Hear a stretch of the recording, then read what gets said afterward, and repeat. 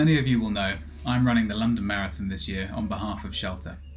That marathon was originally planned to take place on the 26th of April, so in around 5 days' time, but it's since been postponed until the 4th of October. And it's the reason for that postponement, which is why I've decided to do something slightly different today and speak to you directly rather than write up the usual Facebook posts or tweet at you.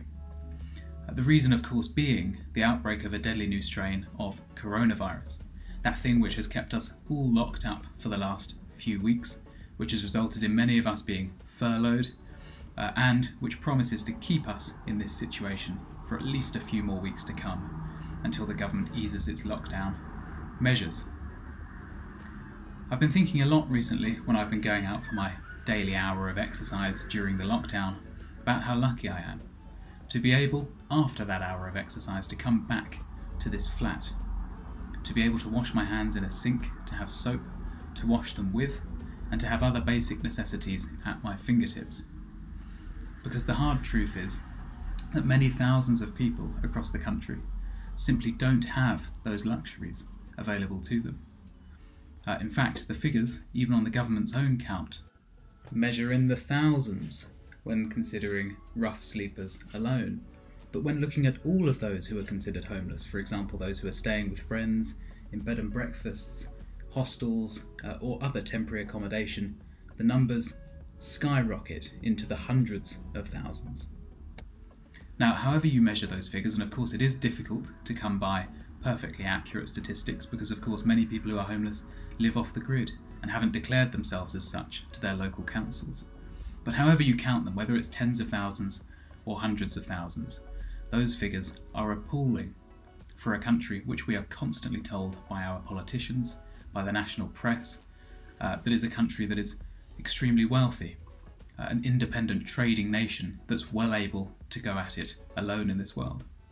A nation which is listed as one of the wealthiest countries on earth. The sad fact is that despite being the country with the 6th largest GDP on the planet, there are still hundreds of thousands of people who are homeless and who have now been placed in an extraordinarily difficult position as a result of coronavirus. They are at more risk than ever, not only of catching the disease as people walk past them every day whilst they are in the streets, failing to keep their distance, and because they are forced to interact with people in order to survive, to ask for money, but also because of the fact that there are simply less people around to provide them with money, to buy copies of the big issue from them. Now, the government has attempted to put some measures in place to alleviate their plight.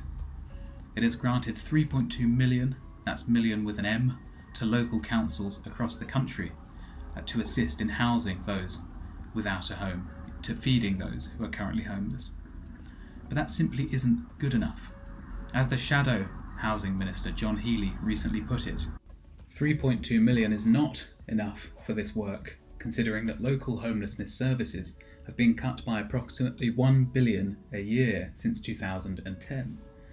Cuts which were so deep that during the same period we have lost around 9,000 beds. Now, all of that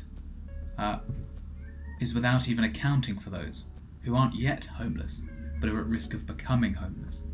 as a result of coronavirus. Because of course, while some landlords, private or otherwise, have granted rent amnesties, and while some banks have done the same with mortgage payments, one does wonder how long that generosity will last once this outbreak is over. Because there will come a time when many people, once banks have started requiring payment again, and the same with private landlords, simply don't have the means to pay because they've lost their jobs as a result of the outbreak, because businesses have gone into administration or been forced to close for far too long. And it's times like these which really do throw into sharp relief how much we need organisations such as Shelter, charities which are able to hold the government to account, to hold the feet of individual politicians to the fire, figuratively, on issues such as homelessness, and also to offer direct guidance and support to those who most need it. And so I'll end this video by asking, if you're able to, if you haven't yet had to pull the purse strings completely closed, to consider making a donation to my fundraising page on behalf of Shelter, which I'll link below. Your money is going to a fantastic cause, but of course if you're unable to make a donation, then please also think about giving this video a like and maybe sharing it with people who might wish to contribute. Thank you very much for watching to the end. Stay safe.